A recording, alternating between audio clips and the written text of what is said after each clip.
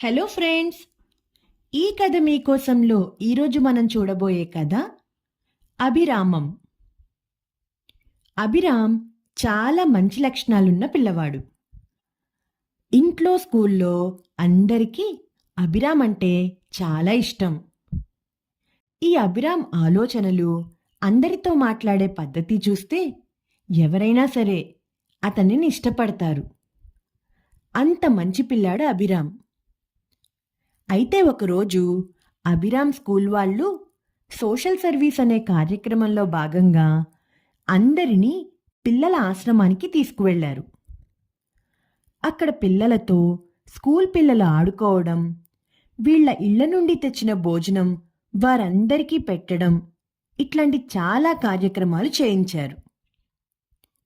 ఇంకా antakshari, number games అన్నీ ఆడిన తర్వాత సరదాగా స్నేహితుల పుట్టినరోజు గుర్తు చేసుకుని చెప్పే ఆట ఆడదామని స్కూల్ పిల్లలంతా అన్నారు. ఆట మొదలయింది. స్కూల్ పిల్లలంతా వాళ్ళ వాళ్ళ స్నేహితుల పుట్టినరోజులు గుర్తు చేసుకుని నాకు గుర్తుందంటే నాకు గుర్తుంది అని పోటీ పడుతూ చెప్తున్నారు.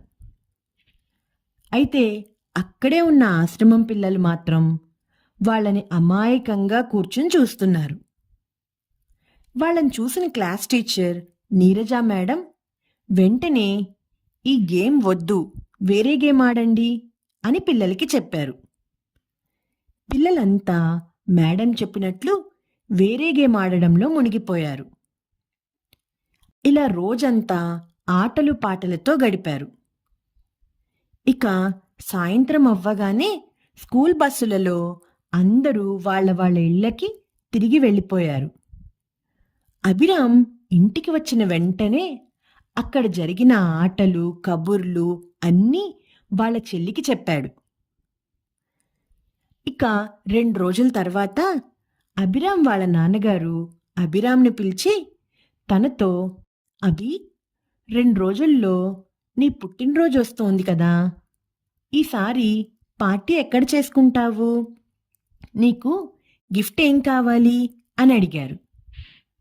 దానికి, నాన్న, నేను పెద్దవాణ్ణవుతున్నా కదా, పార్టీలు అట్లాంటివి ఏమీ చెయ్యొద్దు అన్నాడు అభిరామ్.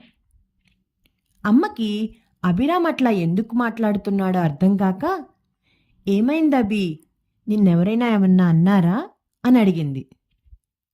ఏమీ లేదమ్మా, మొన్న వెళ్ళిన ఆశ్రమంలో పిల్లలకి వాళ్ల పుట్టినరోజులు కూడా తెలియవుట అంటూ ఆ రోజు అక్కడ జరిగిందంతా చెప్పాడు.